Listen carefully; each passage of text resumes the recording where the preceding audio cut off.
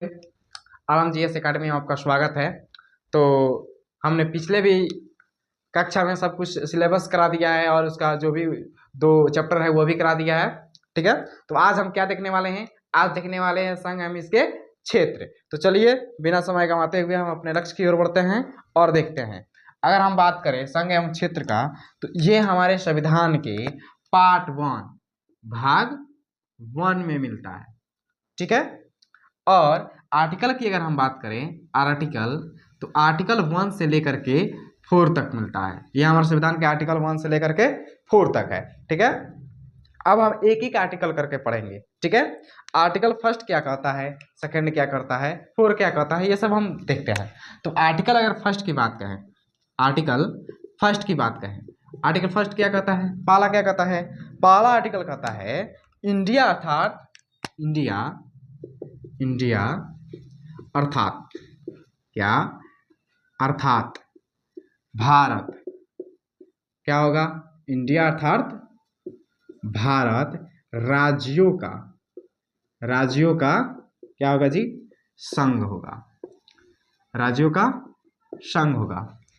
अब आप अगर इस आर्टिकल को ध्यान से देखिएगा तो ये 2 बातों को बता रहा है। एक, इंडिया के नाम को लेकर के, दूसरा राज्यों का संघ को लेकर के। अब इस पर हम बातें करते हैं कि ये आर्टिकल 1 क्या कहता है। आर्टिकल अगर 1 को हम देखें तो ये बातें बता रहा है।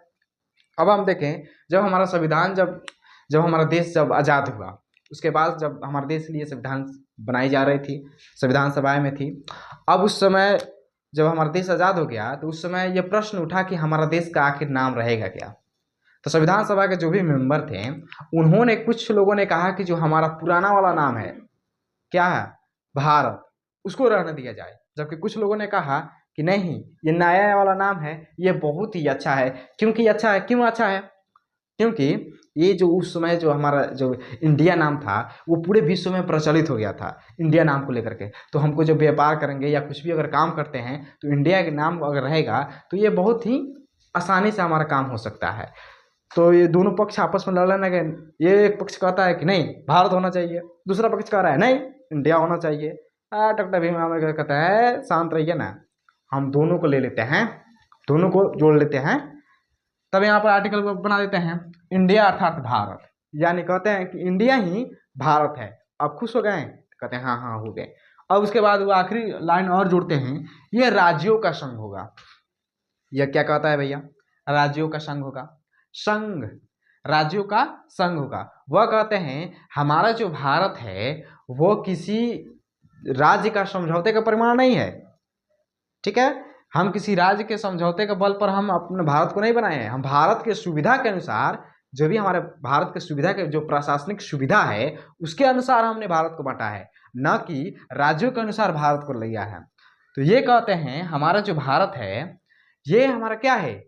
ये राज्यों का परिमाण नहीं है, सॉरी, राज्यों का परिमाण का समझौता नहीं है, समझौते का परिमाण का समझौता नहीं है। ठीक है, अब हम ये समझ गए इंडिया अर्थात भारत राज्यों का संघ है। यह अगर हम देखें तो क्या हमारा जो भारत है, अभी फिलहाल भारत है, उससे कोई भी राज्य टूटकर अलग हो सकता है? तो बिल्कुल नहीं हो सकते हैं। क्यों नहीं हो सकते हैं? क्योंकि यहाँ पर कहा गया है भारत राज्यों का संघ होगा। ठीक है, यह 2 बातों को स्पष्ट डॉक्टर भीमराव अम्बेडकर कहते हैं, 2 बातों को स्पष्ट करते हैं। ये कहते हैं कि हमारा जो भारत है यह राज्यों का संघ है। ठीक है, जिससे कोई भी राज्य टूट करके अलग नहीं हो सकता है। जबकि अगर हम अमेरिका के संविधान को अमेरिका को अगर देखें, यूएसए को, तो उसका जो भी राज्य है वो टूट करके अलग हो सकता है। ठीक है, तो अब यहाँ से ये क्वेश्चन एक पूछेगा, क्या भारत के राज्य भारत से टूटकर अलग हो सकते हैं? तो बिल्कुल नहीं हो सकते हैं। अगर पूछेगा कि अमेरिका के जो भी राज्य हैं वो टूटकर अलग हो सकते हैं, तो हाँ वो अलग हो सकते हैं। तो यहाँ पर एक नोट करके लिख लीजिएगा, ये बहुत ही महत्वपूर्ण बातें हैं, नोट करके लिखिएगा। भारत का राज्य, भारत के राज्य टूटकर, क्या कर जी? टूटकर अलग नहीं हो सकते हैं। क्या नहीं हो सकते? अलग नहीं हो सकते हैं। ठीक है, अलग नहीं हो सकते हैं, हो सकते हैं। जबकि अगर हम अमेरिका की बात करें, जबकि अमेरिका के, क्या भैया?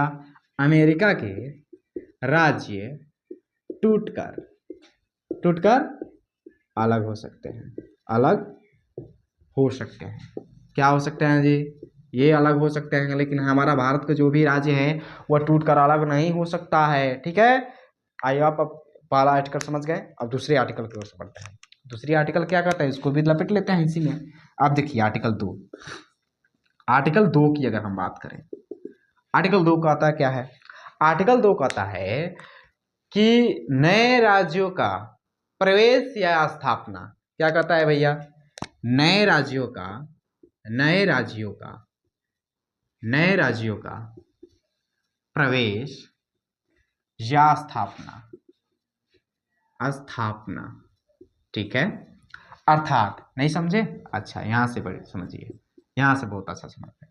यानी भारत के संसद के पास, अर्थात भारत के संसद के पास, किसके पास भैया? संसद के पास यह अधिकार है, क्या है? यह अधिकार है कि वह किसी भी विदेशी क्षेत्र को, किसका जी? विदेशी क्षेत्र को भारत में, किसमें? भारत में मिला सकते हैं। ठीक है, भारत के संसद के बाद यह अधिकार है कि वो किसी भी विदेशी क्षेत्र को अपने आप में, अपने अंदर मिला सकते हैं। ठीक है, जैसे हमने किया है कुछ, हाँ किया है।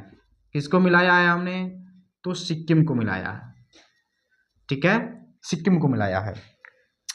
अगर आप आरआरबी एनटीपीसी अगर देख रहे हैं तो एकदम हम आपका साथ देंगे तो देंगे।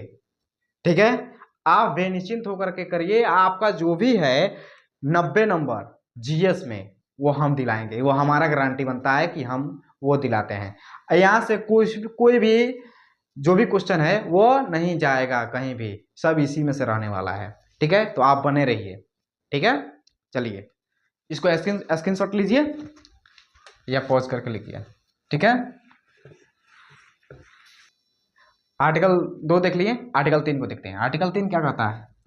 आर्टिकल अगर 3 को देखें, आर्टिकल 3 तो यह कहता है जो भी मौजूदा राज्य है, जो भी मौजूदा राज्य, मौजूदा राज्य में, ठीक है, मौजूदा राज्य के नाम, क्षेत्र या सीमा में क्या कर सकते हैं आप? परिवर्तन कर सकते हैं। क्या कर सकते हैं? परिवर्तन कर सकते हैं। ठीक है, यह आर्टिकल 3 कहता है कि मौजूदा राज्य है, जो मौजूदा राज्य है उसमें आप नाम, क्षेत्र या उसकी स्थापना कर, नए राज्य को अगर मिलाकर, मान लीजिए कि एक राज्य है, ठीक है, एक राज्य है, ठीक है, अगर इसका मान लीजिए कि आपको हमारा भौगोलिक स्वरूप बदलना है, इसको तोड़ना है, तो मान लीजिए इस एक राज्य को हम 2 राज्यों में बदल सकते हैं। ठीक है, या इसका नाम कुछ भी है, जैसे मान लीजिए कि बिहार है। ठीक है, अगर हम यहाँ पर अगर रखना चाहें और दूसरा नाम रखना चाहें तो वह भी लग सकता है XYZ। ठीक है, जैसे अगर बिहार की अगर हम बात करें, बिहार में तो बिहार पहले ये पूरा झारखंड था, लेकिन बाद में ये क्या हुआ, बिहार से झारखंड अलग हो गया, तो ये तो मौजूदा था ना, इसमें से हमने अलग कर दिया। ठीक है, तो वही आर्टिकल 3 कहता है कि मौजूदा राज्य के नाम, क्षेत्र, सीमा, क्षेत्र या सीमा में परिवर्तन कर सकते हैं। ठीक है, अब यहाँ पर पूछता है ये कैसे आएगा? तो इसको क्षेत्र में अगर सीमा में को जो भी परिवर्तन अगर करना है, परिवर्तन करने के लिए, ठीक है, परिवर्तन करने के लिए सबसे पहले जो विधायक होता है, नोट में लिख लीजिएगा, विधायक को, यानी यहां से लिख देते हैं कि राष्ट्रपति के मंजूरी के बाद, राष्ट्रपति के मंजूरी के बाद ही, मंजूरी के बाद ही, ठीक है, राष्ट्रपति के मंजूरी के बाद ही यह विधेयक को क्या किया जा सकता है? यह विधेयक को क्या किया जा सकता है? पेश किया जा सकता है, पेश किया जा सकता है। ठीक है, पेश किया जा सकता है, यानी पहला ये हो गया। ठीक है, अगर दूसरा, पहला क्या करता है? राष्ट्रपति की मंजूरी के बाद ही ये, इसमें अगर कोई भी राज्य है इसका नाम क्षेत्र अगर परिवर्तन करना चाहते हैं तो राष्ट्रपति के मंजूरी के बाद ही इस विधेयक को क्या किया जाता है, पेश किया जाता है। अब यहाँ पर बात करता है कि राष्ट्रपति जो हैं वह जो भी राज्य का नाम, सीमा, क्षेत्र या भी परिवर्तन अगर करना चाहते हैं तो वो क्या करते हैं, उसके जो भी विधान परिषद हैं, ठीक है, विधानमंडल हैं, तो वहाँ पर ये मत जानने के लिए भेजते हैं कि क्या वहाँ के ये जो भी विधायक हैं, विधानमंडल के जो लोग हैं, क्या वो सपोर्ट कर रहे हैं या नहीं कर रहे हैं। ठीक है, एक समय अवधि के पास जब वो समय देते हैं कि आप इतना के समय के अंदर में हमको बता दीजिए कि आप इससे मंजूर हैं कि नहीं है। हालांकि उनसे कोई भी एथी नहीं है, अगर उनका मंजूर अगर टाइम पर आ जाता है, अगर वो हाँ के पक्ष में हो या ना के पक्ष में हो, कौन, विधानमंडल के लोग, तो इससे कोई भी फर्क नहीं पड़ता है। क्या, इससे कोई भी फर्क नहीं पड़ता है। ठीक है, यानी दूसरा का अगर हम कहें तो संसद के पास यह शक्ति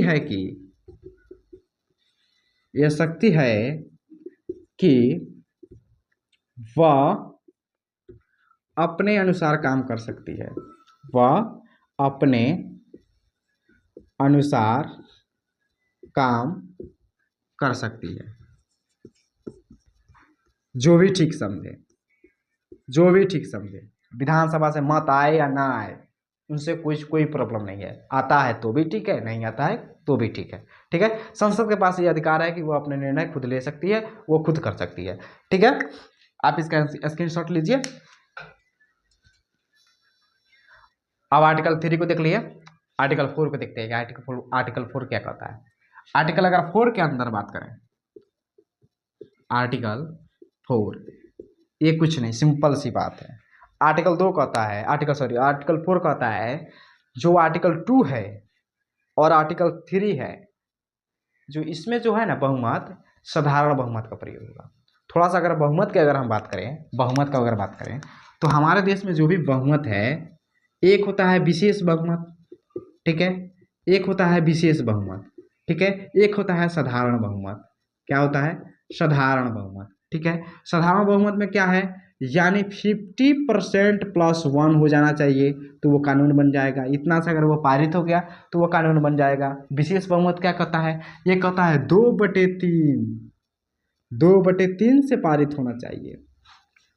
ठीक है, ये कहता है कि 2/3 से पारित होना चाहिए। साधारण क्या कहता है कि 50 + 1 से पारित हो जाना चाहिए। तो ये कहता है आर्टिकल 2 और आर्टिकल 3, जो आर्टिकल 2 में हमने बताया कि जो भी नए राज्य का विदेशी क्षेत्र को अपने में मिला लेंगे तो क्या ये तो संसद की मंजूरी के बाद ही बनता है। तो संसद में क्या हम विशेष बहुमत का प्रयोग करेंगे कि साधारण बहुमत का प्रयोग करेंगे, तो क्या करेंगे, साधारण बहुमत का प्रयोग करेंगे। आर्टिकल 3 क्या कहता है कि किसी भी मौजूदा राज्य के क्षेत्र, नाम, सीमा या नए राज्य का निर्माण में कर सकते हैं, तो यह भी संसद करेगी। संसद के पास ये सब शक्तियां हैं। तो संसद जब करेगी तो उसमें क्या हम विशेष बहुमत का प्रयोग करेंगे या साधारण बहुमत का प्रयोग करेंगे, साधारण बहुमत का प्रयोग करेंगे। बस वही आर्टिकल 4 कहता है कि आर्टिकल 2, ठीक है, और आर्टिकल 3 में क्या हो सकता है, साधारण बहुमत का प्रयोग होगा। क्या होंगे, साधारण बहुमत का प्रयोग होंगे। क्या होंगे, बहुमत का प्रयोग होगा, साधारण बहुमत का प्रयोग होगा। ठीक है, आर्टिकल 1 से हम थोड़ा सा ये चारों को रिवाइज के तौर पर देख लेते हैं। आर्टिकल 1 क्या कहता है, आर्टिकल 1 कहता है कि इंडिया अर्थात भारत क्या होगा, राज्यों का संघ होगा। क्या हमारा जो भी राज्य है वो भारत से टूटकर अलग हो सकते हैं, बिल्कुल नहीं हो सकते हैं। ठीक है, ये टूटकर अलग नहीं हो सकता। जबकि अगर अमेरिका को देखें तो हमारे जो भी उसका राज्य है वो उसे बिना परमिशन के या परमिशन से टूटकर अलग हो सकता है। ठीक है, आर्टिकल 2 क्या कहता है, विदेशी माल को हड़प लेना, यानी विदेशी जो भी राज्य है उसको हम अपने में मिला सकते हैं। ठीक है, तीसरा क्या कहता है कि मौजूदा राज्य में बंटवारा कर सकते हैं, जो भी नाम, क्षेत्र है वह सीमा में परिवर्तन कर सकते हैं। ठीक है, आर्टिकल 4 क्या कहता है कि जो 2 और 3 आर्टिकल है उसमें क्या होगा, साधारण बहुमत का प्रयोग होगा। ठीक है, अब थोड़ा सा हम देखते हैं अपने और आगे बढ़ते हैं। आगे अगर हम बात करें आगे क्या कहता है जी, आगे की अगर हम बात करें तो देशी रियासतों का एकीकरण की अगर हम बात करें, देशी रियासतों का, थोड़ा सा हम इतिहास में अगर पीछे जाएं तो देशी रियासतों का अगर एकीकरण की अगर बात करें, उस समय जब हमारा, जब ये देश उस समय से गुजर रहा था, उस समय से गुजर रहा था कि हमारा देश किस किस राज्य में बटा हो, कि इसमें क्या हो, ये तो आर्टिकल में बनाया गया कि विदेशी भी ले सकते हैं, अपने मौजूदा राज्य में भी क्षेत्र परिवर्तन कर सकते हैं, और इसमें साधारण बहुमत का प्रयोग होगा। उसके बाद देखते हैं जो देशी रियासतों का जो एकीकरण था, ठीक है, उस समय जब हमारा देश आज़ाद हुआ तो उस समय थे हमारे पास 552 देशी रियासतें। कितनी थी? 552 देशी रियासतें थी, रियासतें। इनको 3 विकल्प दिए गए, ठीक है, इनको विकल्प के तौर पर अगर देखें, विकल्प, तो इनको 3 विकल्प दिए गए। पहला विकल्प की अगर हम अंदर बात करें, पहला विकल्प कि वो पाकिस्तान में चले जाएं, कि वह पाकिस्तान चले जाएं, या वो भारत में रहें। किस में रहें? भारत में रहें या पाकिस्तान में रहें, या वह स्वतंत्र रहें। क्या रहें? स्वतंत्र रहें, ठीक है।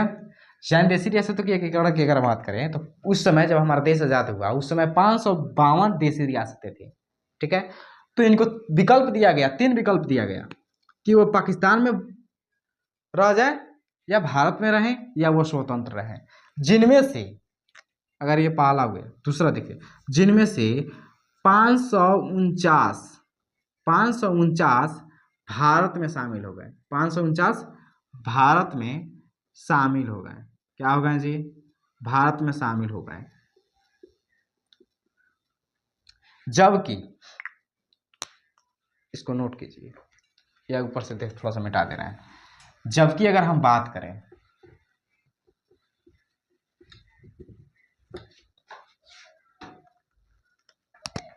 जबकि जो 3 रियासतें थी, जबकि 3 रियासतें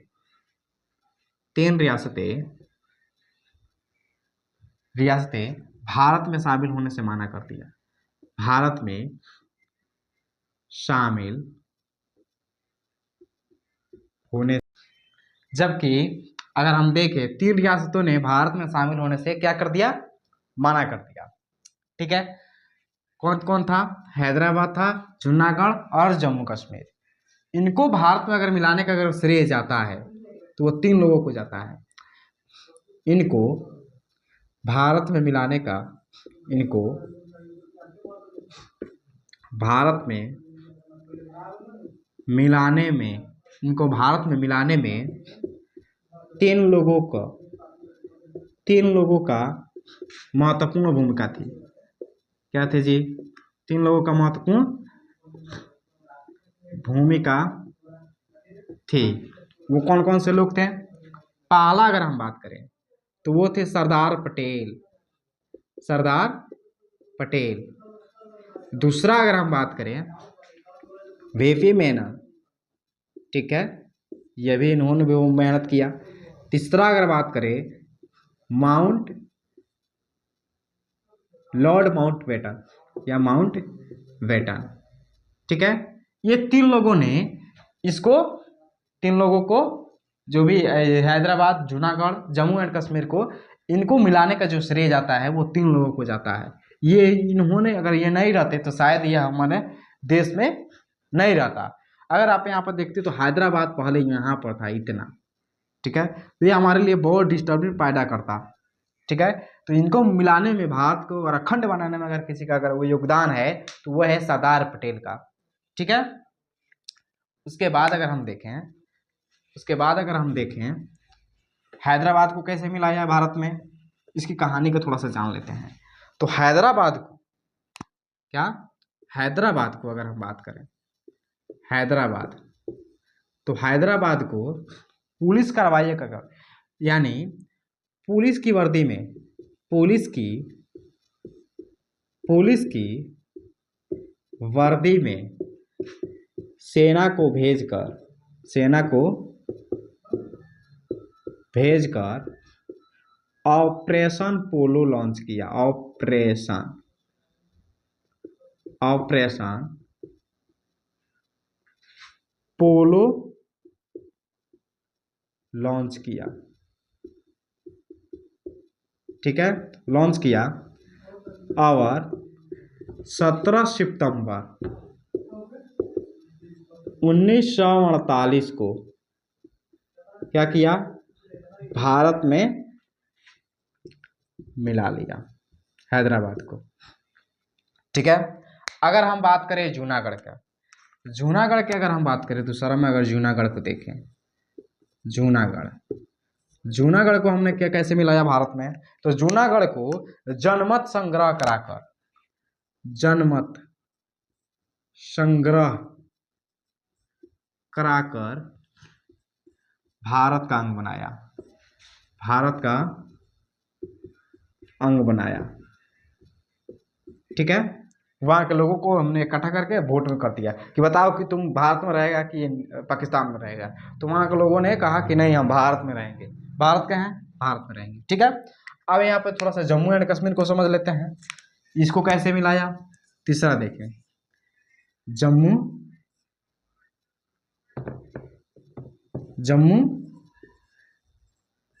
एंड कश्मीर, इसको अगर हम देखें जम्मू एंड कश्मीर को कैसे मिलाया, तो पाकिस्तान के हमले से बचने के लिए, पाकिस्तान के हमले से बचने के लिए, हमले से बचने के लिए क्या करता है ये, पाकिस्तान से हमले से बचने के लिए जो यहाँ के राजा हरि सिंह था, कौन था, हरि सिंह ने विलय पत्र पर हस्ताक्षर करके, विलय पत्र पर हस्ताक्षर करके भारत का अंग बन गया, भारत का अंग बन गया। ठीक है, तो आइए आप समझ गए होंगे।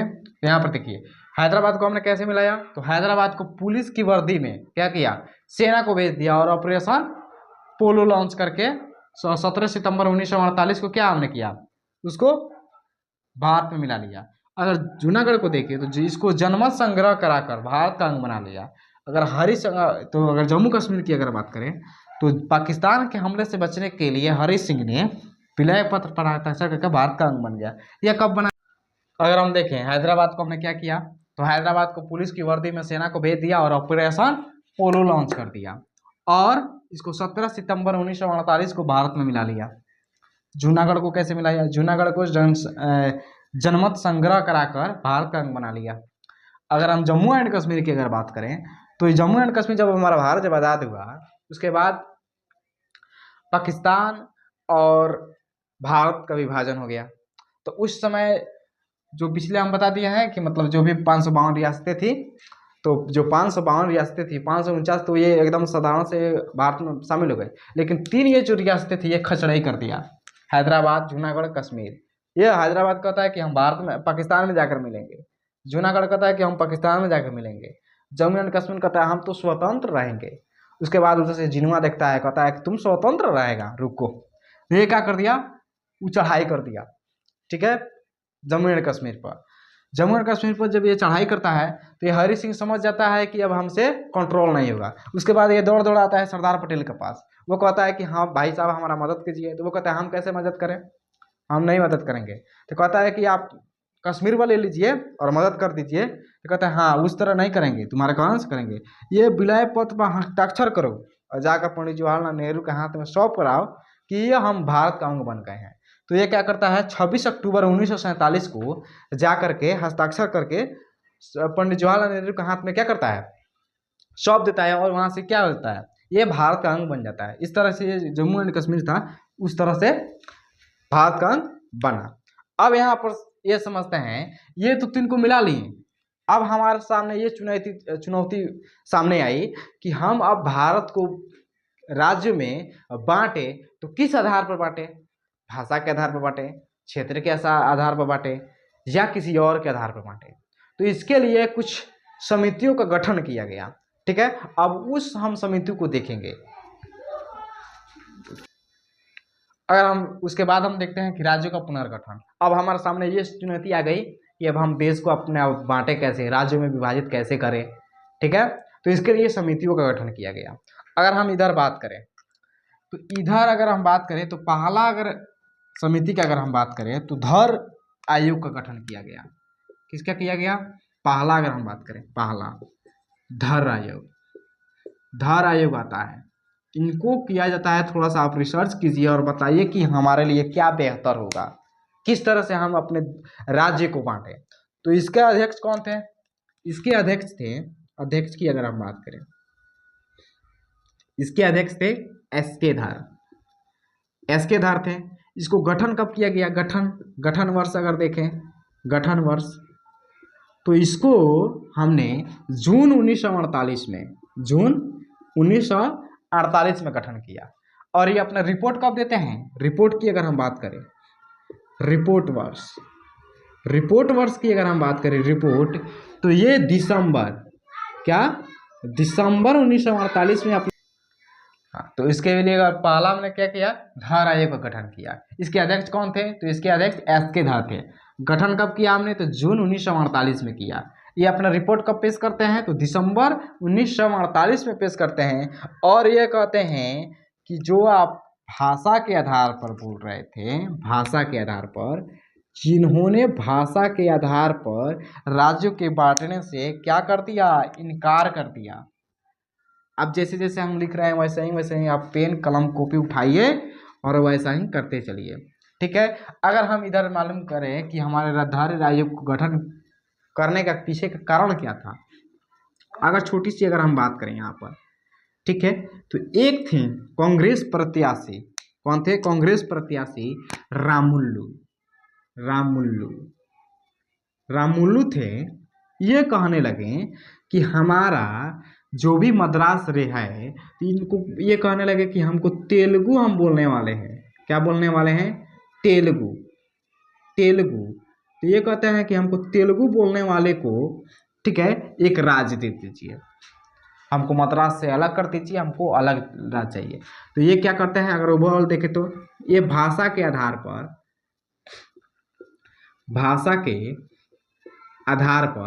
क्या करते हैं?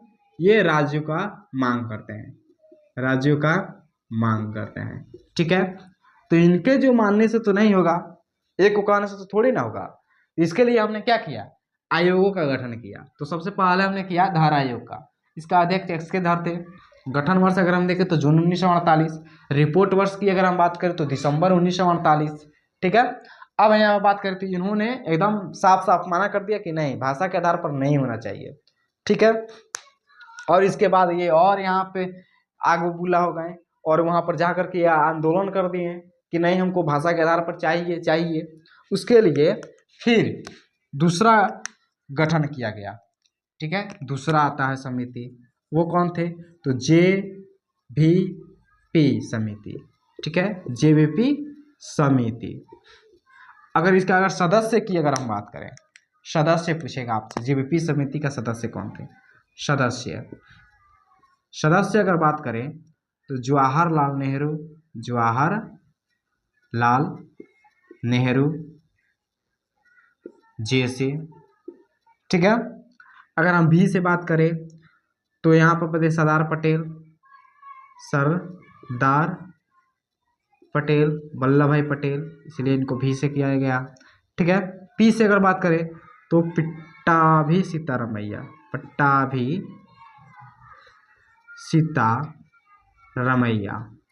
ठीक है, इनको ये अध्यक्ष, ये जो थे इनके सदस्य थे। और इनका गठन कब किया गया? गठन वर्ष की अगर हम बात करें, गठन वर्ष की अगर हम बात करें तो ये अपना इनका गठन वर्ष दिसंबर 1948 में होता है, दिसंबर 1948 में। और ये अपना रिपोर्ट कब दर्शाता है? ये अपना रिपोर्ट लेकर के आते हैं अप्रैल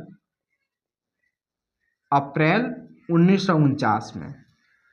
1949 में ये अपना रिपोर्ट लेकर के आते हैं और ये क्या करते हैं, यह भी माना कर देते हैं कि भाषा के आधार पर तो नहीं होगा भैया। इन्होंने भी भाषा के जो भी आधार पर ये मांगे उठ रही थी, जो भी दक्षिणी इलाके से जो भाषा की मांगे उठ रही थी, इन्होंने भी क्या किया, मना कर दिया। भाषा के आधार पर इन्होंने भी क्या किया, मना कर दिया। ठीक है, अब यहाँ पर थोड़ा सा देखते हैं। अब यहाँ पर एक और समिति थी, ये भी क्या किया, इन्होंने मना कर दिया। उसके बाद जो होता है, ये राममुल्लू जो थे ये आमने अनशन पर बैठ जाते हैं। लगभग अगर हम बात करें, लगभग 56 दिनों के आमने अनशन के बाद, आमने अनशन के बाद, अनशन के बाद, आमने अनशन के बाद इनकी मृत्यु हो जाती है, इनकी मृत्यु हो जाती है। ठीक है, क्या हो जाती है, इनकी मृत्यु हो जाती है। ये आंदोलन कर देते हैं और भूख हड़ताल पर बैठ जाते हैं। ठीक है, और ये लगभग 56 दिनों तक भूख हड़ताल पर बैठ गए थे। तो इनकी क्या हो जाती है, भूख से वो मृत्यु हो जाती है। अब ये जो आंदोलन था और ये अहिंसाकारी जो था, अब वो अहिंसा में बदल गया, हिंसा में बदल गया। ठीक है, तो इनको पंडित जवाहरलाल नेहरू को मजबूरी में अक्टूबर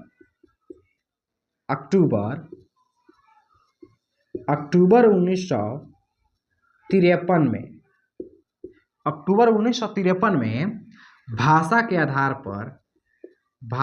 आधार पर अगर बात करें, भाषा के आधार पर आंध्र प्रदेश का गठन किया। किसका किया, आंध्र प्रदेश का गठन किया।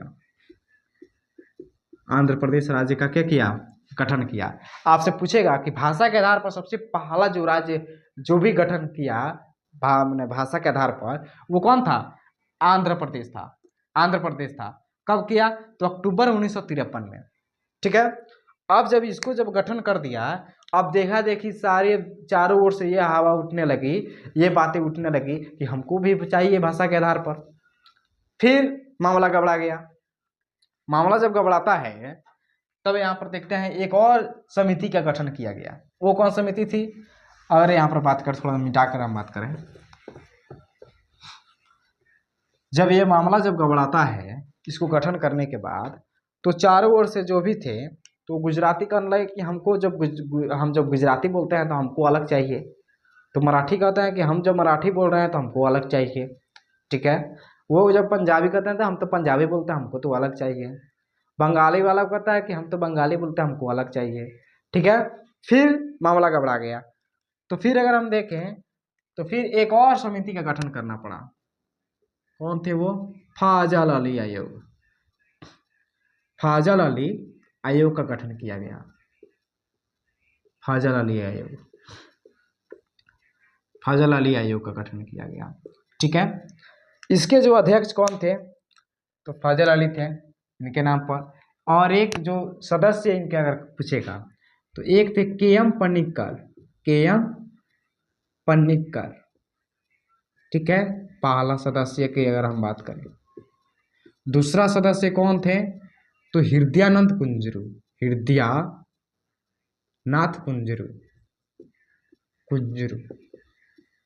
ठीक है, हृदयानंद कुंजरू थे। और एक सदस्य थे पी.एम. पन्निक्कर। इनका अगर गठन वर्ष की अगर बात करेगा, गठन वर्ष, ठीक है, गठन वर्ष ये कर गया तो 1923 को 53 में किया गया इसी में। और ये अपना रिपोर्ट कब लाते हैं, रिपोर्ट वर्ष लाते हैं, किसमें लाते हैं, तो 1955 में लाते हैं। ठीक है, ये अपना रिपोर्ट 1955 में लाते हैं। और ये क्या करते हैं, कहते हैं कि भाषा के जो भी आधार पर बन रहा है, भाषा के आधार पर इन्होंने क्या किया, जारी कर दिया कि हाँ जाइए आप भाषा के आधार पर बांट दीजिए, अच्छा है, कोई बात नहीं है। ठीक है, तो इनके कहने पर हमारे संविधान में 7वां संविधान संशोधन के तहत 7वां संविधान संशोधन होता है। 7वां संविधान संशोधन के तहत 14 राज्यों का गठन किया गया। ठीक है, कितना राज्यों का, 14 राज्यों का गठन किया गया। 14 राज्यों का गठन किया गया। पहला कौन था? पहला अगर हम बात करें तो जम्मू एंड कश्मीर। पहला कौन था? तो जम्मू एंड कश्मीर, जम्मू कश्मीर। पंजाब, तीसरा मुंबई, चौथा राजस्थान, ठीक है, पांचवा मुंबई हो गया। केरल, छठा कर्नाटका, सातवां मद्रास, ठीक है, आठवां आंध्र प्रदेश, नौवां मध्य प्रदेश, ठीक है। 10वां अगर बात करें संयुक्त प्रांत, जिसमें उत्तराखंड, उत्तर प्रदेश, ये सब ऊपर वाले जो भी थे वो थे। 11वां बात करें तो पश्चिम बंगाल। 12वां अगर बात करें तो बिहार। 13वां अगर हम बात करें तो असम, ठीक है। जम्मू एंड कश्मीर, पश्चिम बंगाल, बिहार, असम। 14वां कौन था? उड़िया, ठीक है, आज उड़ीसा के नाम से जाना जाता है।